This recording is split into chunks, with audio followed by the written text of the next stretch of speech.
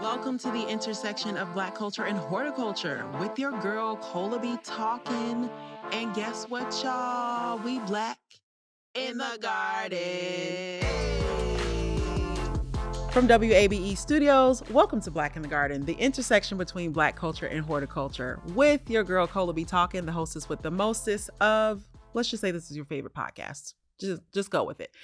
Plants are not just about adding greenery to your space because they hold real economic potential and they can open doors to thriving business opportunities.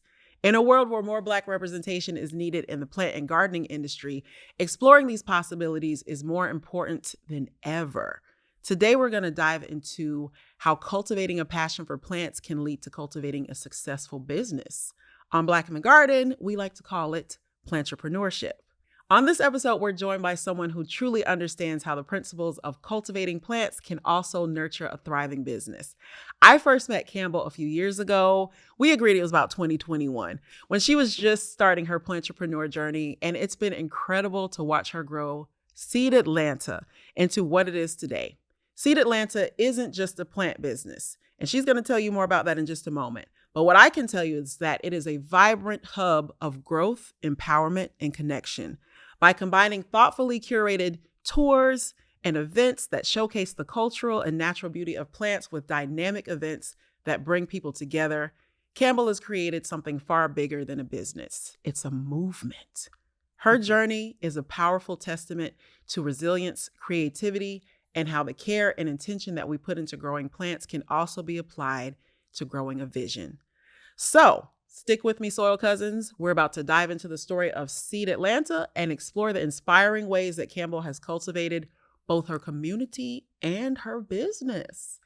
Campbell, Hello. welcome to Black in the Garden. Thank you for having me. Of course. I had to have you on Plantrepreneur just in knowing that you started where you started from. You were at Little 5 Points, slanging plants, pop up, you know what I mean? Had not got a building yet, and now you're here. So I want to just start by giving you your flowers and letting you know that I am just very, very proud to have witnessed the growth and to have you here today so that you can tell us more about it and inspire our soil cousins to do similar. So where do we begin? Let's see. Let's start with your passion for plants. Okay, so people are always like, how did you get into it? Yeah. So I always liked growing or had an interest in growing fruits and vegetables. To me, plants versus fruits and vegetables, there is more of that instant gratification. I get to grow it, I get to see it, I get to eat it. And so I thought that was really cool to me. And so eventually I did the whole thing and I was like, okay, you know what? Let me advance myself. Let me start getting into tropical plants. So that was about 2019. And you know, if anyone knows, once you start getting into it, you're obsessed. Oh, I've been obsessed, there. right?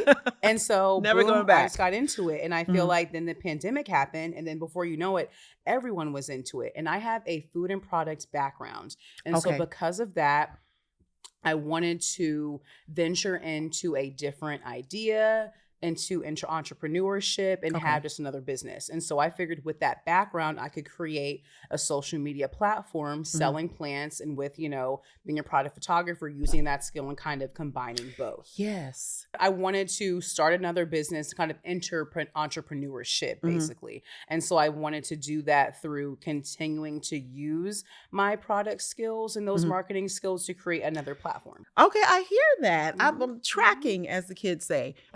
She clocked it. Period. So I'm always curious about the people and the businesses that inspire entrepreneurs. Can you tell us a little bit more about like who or what inspired you? I think that I want to make sure that I separate myself from others, but also kind of incorporate what I like. The reason why I wanted to start the plant business was because I realized that there were a lot of other people who also enjoyed the same hobby as me. And so I wanted to make sure I was very true to myself. So for example, my old shop has this very colorful, bohemian, very vibrant kind of look. It feels very homey. When you go into my shop, just kind of like this, I want you to sit down and feel at home. Oh, yes. And so I think that also helps you build community and comfortability with other customers. Tell us specifically what your Sip and Soil event entails? Because I know that some other people may do the same-ish event, Mhm. but I know that yours is special. So basically, mine is a create your own cocktail and repotting class. The difference, I think, between mine and others is that usually you don't really have a choice between the drink, let alone the liquor that is being chosen. Mhm. So we started out like that, but we kind of realized, you can't really please everyone. For And sure. so the best that we can do is maybe people can literally make your own. Also, it makes it more interactive versus everything is just kind of placed in front of you. You don't have a choice. You're just kind of learning. It's kind of boring. Mhm. Now we explain it to you and you actually get up and you go down the line and you get to choose your liquor. So there's a vodka, a tequila, a gin, a whiskey. Oh. Choose one of those bottles. Then you get to choose a different liqueur and different flavored, either a simple syrup or Oh. different flavored syrups, a lemon and a lime juice. You take all those ingredients, you go back to your table, and then we all collectively make our drink. So what you doing after this? Because I'm in the mood for happy hour Right? now. Of course. Sip and Soil sounds like Absolutely. a really good time. And now that I come to think of it, I'm almost ashamed to admit I've not been to a Sip and Soil event. You're definitely going to be the first one that I go to. When is the next one? Our peak times are January and February. And Mhm. so in February, of course, we're going gun-ho on our Valentine's Day special. Come We on. definitely expect those to sell out. That's really our most peak season, Mhm. because a lot of people see this as date night. So And Galentine's too? yes, Okay. we'll do a Galentine's and a Valentine's and the day after. Okay. And don't forget to remind everyone to treat themselves. Yes, Yes. treat yourself. This isn't just a date night thing. Go with your friends, go with yourself. Mhm. I like it because some people, actually, a few people have messaged me saying like, hey, I kind of want to go alone, but I'm a Yes. little nervous. And Mhm. I'm thinking, or I told them, I said, you know what? No need to be nervous. I totally understand that, but everyone is kind of here for the same thing. Yeah. Either most people are not plant experts, but if they are, we're all here for the same goal and we're all working together. So with the cocktail, we're all creating our own together. And then we clear the table and then we come in and we all together are repotting and all learning from each other. We're not Okay. all separated. We're all kind of in one group together. Yeah. And so it kind of makes everyone more comfortable because we're all doing the same thing. Mhm. We're all on the same level. We're all in the same boat. Yeah. It's kind of like a family style vibe. It literally is. It is. Yeah. And that's real networking to me. Networking to me isn't, oh, we're just all in a room, talk to you if I want to, but my back is turned. We're all having dinner over here, but what's happening over here? So in Sip and Soil, you're all at one table, Yeah. so you're all forced to talk to each other. Yes. And I love that you are very attentive to all the details, and making sure that it is an event that is curated well and it looks good. When you're Mhm. marketing, of course, as you do so well, Thank you. you are putting that out there. I think of it as like a sizzle reel when you're sharing, hey, Yes. here's how lit it was when we did our last event. I saw a post about how you were touring with your events. Mhm. I'm seeing touring and I'm just thinking you're going everywhere. Mhm. So tell us about how you went from Atlanta to the first city that you've gone to. I know you're going to go to more, but let's start there. So the reason why I chose Texas was because when that original, not original, but when one of my Sip and Soils one of the videos finally went viral, a lot of people were commenting, you should come here, you should come there. Mhm. I got a huge, comments in Texas, Okay. Houston and Dallas. Mhm. The reason why I chose one of those cities and especially Texas in general, is because they have stricter, alcohol laws for events and things like that. And so Okay. I want to be able to make sure that I can cookie cutter this event and take it virtually anywhere. And so Oh. basically Dallas was essentially a test run. It was a challenge because of the stricter. Correct. And so Oh, in this wow. one, you're creating your own, right? So like you're touching a bottle, like you're choosing your liquor, you're choosing your liqueur, you're choosing your simple syrups. Mhm. In certain states, you're not allowed to create your own by touching it. You can tell the bartender, but Oh. someone who is legally a bartender has to be able to make your drink. And so I wanted to test that out in another state Right. at a hotel. And so we kind of did that there. And so it wasn't the same typical Sip and Soil that I have in my shop. It was Yes. a little bit remixed, but I like that because now I have different versions of the same thing. So no matter where I am, I'm able to do it no matter what. Customize. Mhm. In consideration of that time when you went viral Mm-hmm. and you just having these plant-centered events, you're bringing people together in such a meaningful way. Mm-hmm. From a business perspective, can you tell us about the event that you feel was the most successful for you? Wow. So definitely the event that was the most successful was Plantini, Mm-hmm. which I just started this past September. Okay. The reason why I started Plantini was because, yes, while Sip and Soil was doing well, I do rely on social media for all of my marketing to get people through the door, honestly, for pretty much everything. Mm-hmm. And for a while, there was a time where I'm not sure if I was shadow banned or if Instagram didn't like what I was doing anymore, but it really hurt my business extremely fast. So as soon as I was thinking I was going to go on tour and spend all this extra money in investing was the moment that I wasn't even making the money that I was making before. And then not only was I not making the money, I wasn't even getting the customers. Yeah. I mean, I had 30 customers in a month, Mm-hmm. you know, and so I was like, okay, this isn't going to work. 30, that don't sound like a lot. That's like one a day. Exactly. And I'm only open 3 times out of each week. And so, you know, that's like 9 to 12 days out of the month. And so, yeah, legitimately, I had maybe 1 or 2 Sip and Soil events. I did go out of town, but it wasn't, you know, it wasn't in the way of the weekends. And so I was kind of like, okay, something has to change.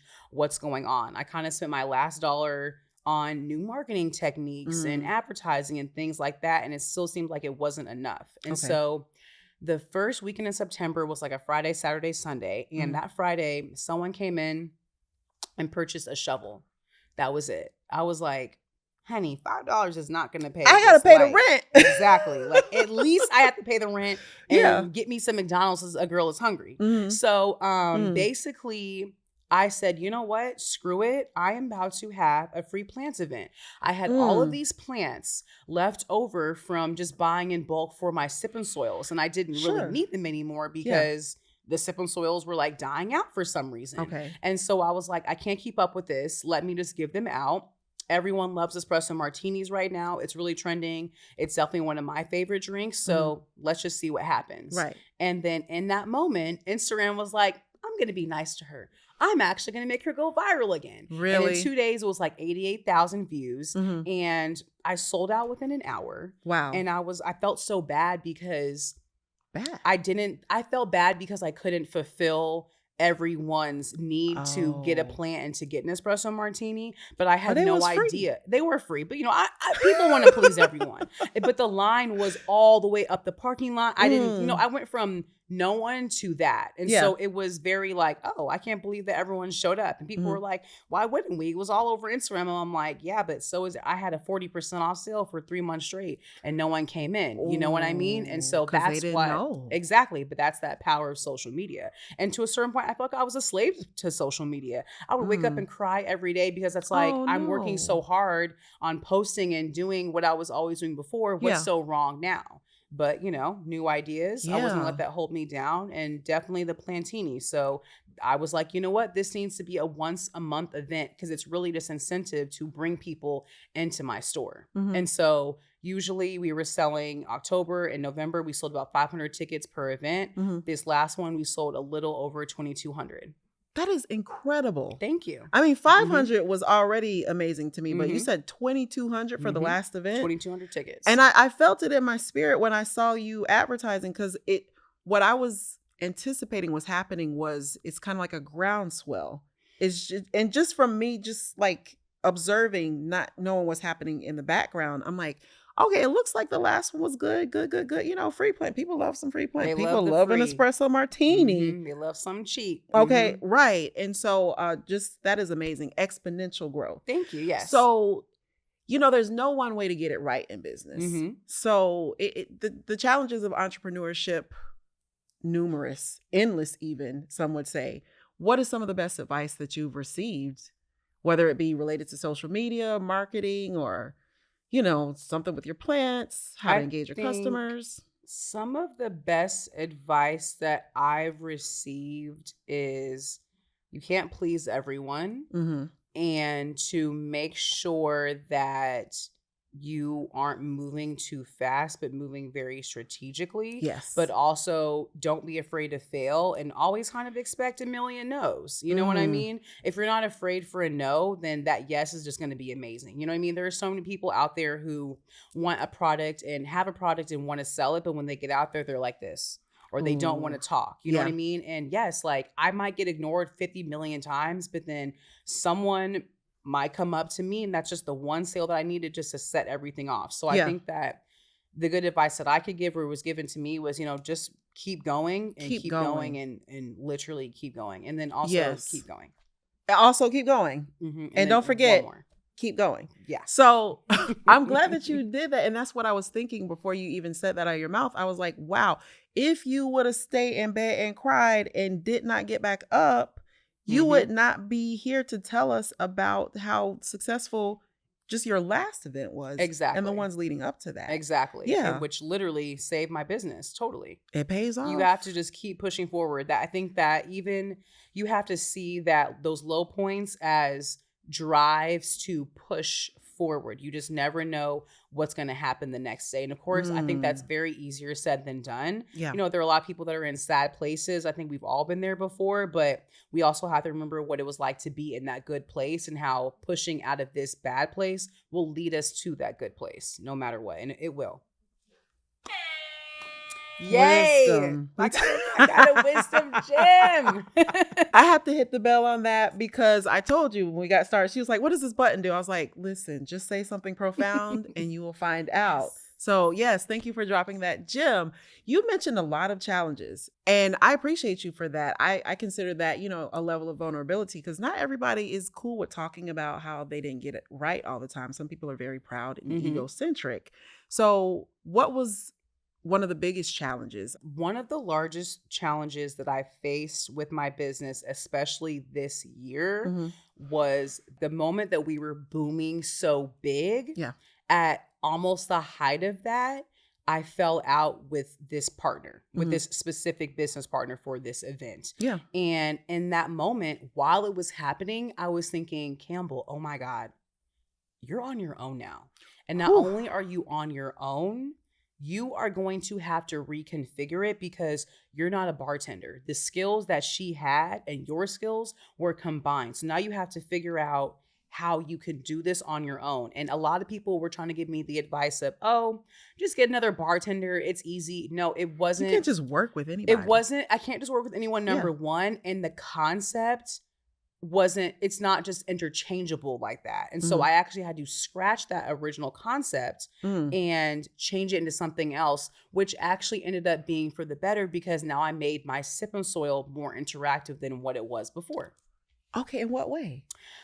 Meaning, so before we had it as you didn't choose the cocktail, right? So basically, she wrote a cocktail book. So remember, I'm a food and product photographer, Food right? and product. And so she found me through Instagram and she did a cocktail book and I did all the photography for it. She has great drinks. And so we were like, you know what, with this Sip and Soil, maybe all of the drinks are based on your cocktail book. It's called Cocktails and Conversations. I'm giving her a lot of clout, by the way. Hey. But it's fine. So it's you know what I mean? We ain't mad.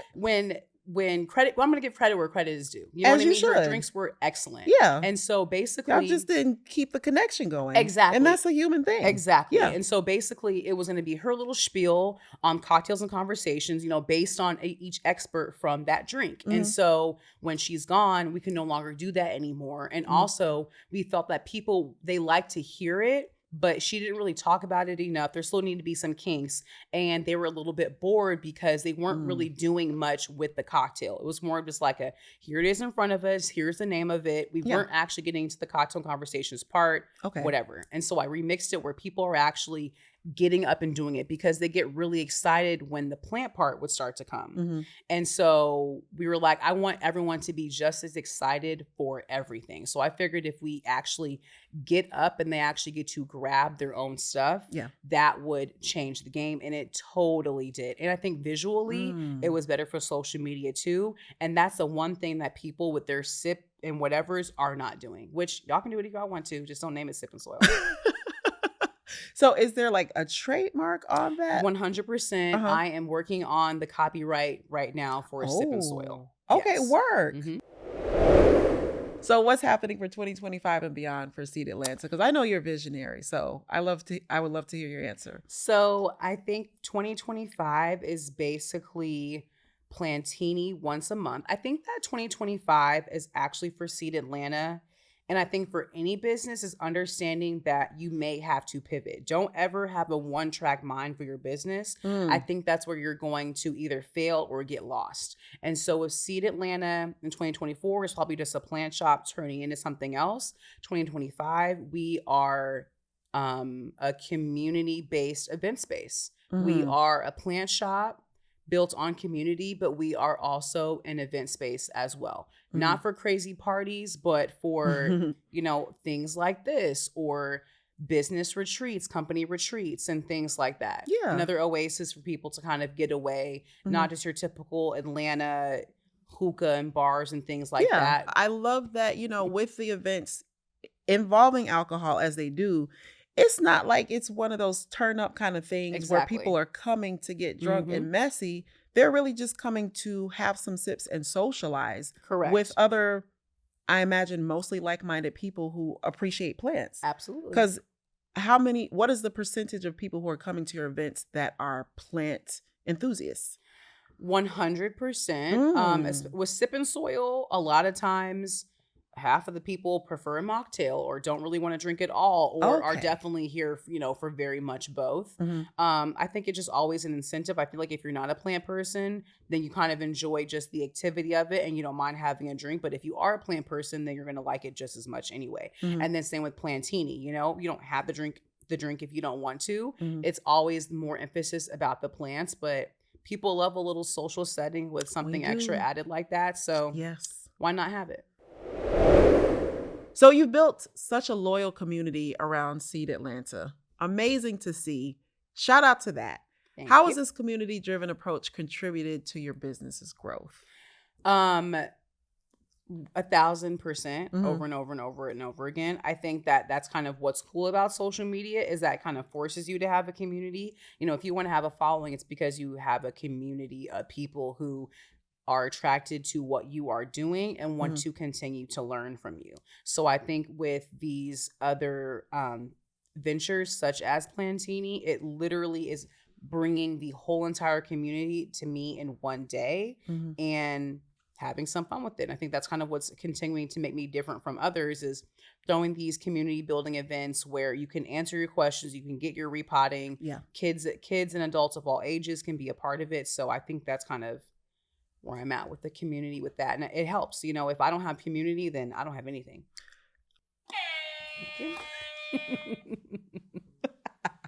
So what's something that you wish that all Black people knew about plants? Even in doing what you do, there is economic opportunities, right? In just opening a plant shop, having plant-centric events, right?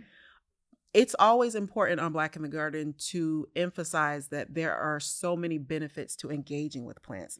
That would be part of my answer. That's something that I want Black people to know about plants is that they're not just pretty things that can be in our house. They are not just, these things that grow in a field somewhere that a farmer is tending to, but they are something that you can not only have a personal connection with, but they are also living, breathing things that when we engage with them, especially around community, we can build community there. And, there is also economic opportunities in so many ways. That's what is informing that question when I'm asking you, what is something that you wish that Black people knew about plants? Or maybe let's just say plants and entrepreneurship. I think that the possibilities of it are endless in terms of anywhere from healing to nurturing to your own self-care. Yes. I think that if you take the moment to kind of understand a plant or know what it is, or even just to take care of it on your own, I think that kind of can reflect on yourself and maybe how you take care of yourself. And something like a plant is a little bit easier than like a live thing, like a human or even an animal. Yeah. You know what I mean? It also is a lot harder to tell you. They're never going to speak or move around the same way that a human or a pet would. Right. And I think that it's really good to just have that understanding, kind of being, one with nature as well, just in terms of survival too. I think there are so many other medicines, other tips, and other things that we can use with plants that we have no idea about. I mean, for example, this plant right here, this oxygenates the air the most. We all probably need one of these things. Snake we probably plants. always need one of these, in our bedside. How many people like to keep the door closed, in your room? Now that's nothing but a whole bunch of carbon monoxide going around your room and not being able to circulate. Well, something like this, keeping that by to help, oxygenate the air while your door is closed, or, just things like that. Yeah, for sure. So many benefits that are just beyond, when we scratch the surface, just go beneath the surface, then we find out all those benefits. Even with, I think, Black people, we're known for our shea butters, our healing, just other natural tools. Yes. And if we all had that general knowledge that we should all know about it, then I think it would just, we would all be a lot healthier. Just wishing abundance and wellness for your people. Absolutely. In engaging with plants, that's definitely something that you would want them to experience. It helps your mental and your physical without you even realizing it. Yep. Well, this has been an amazing conversation. Thank you. We hit the buzzer at least twice, so we know that we was doing something. Yes, we was cooking. We hit gems.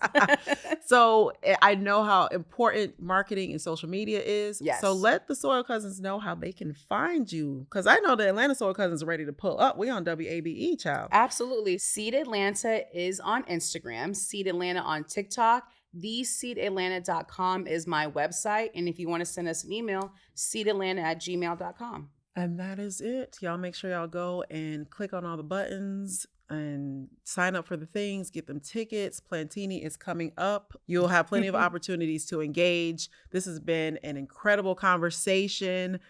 Campbell, your journey with Seed Atlanta is a very powerful reminder of how a passion for plants can grow into something that not only transforms communities, but it also creates meaningful opportunities in business. And so I hope that you Soil Cousins listening and watching are feeling as inspired as I am to explore the economic potential of the green industry and the importance of representation within it. You deserve to be represented, okay? So don't go anywhere. Stay tuned for the watering moment where our Soil Cousin Plant Zaddy is going to share a little extra nourishment to help you grow in your own journey. So I'm going to wish you all love, light, and soil. Thank you. Hey.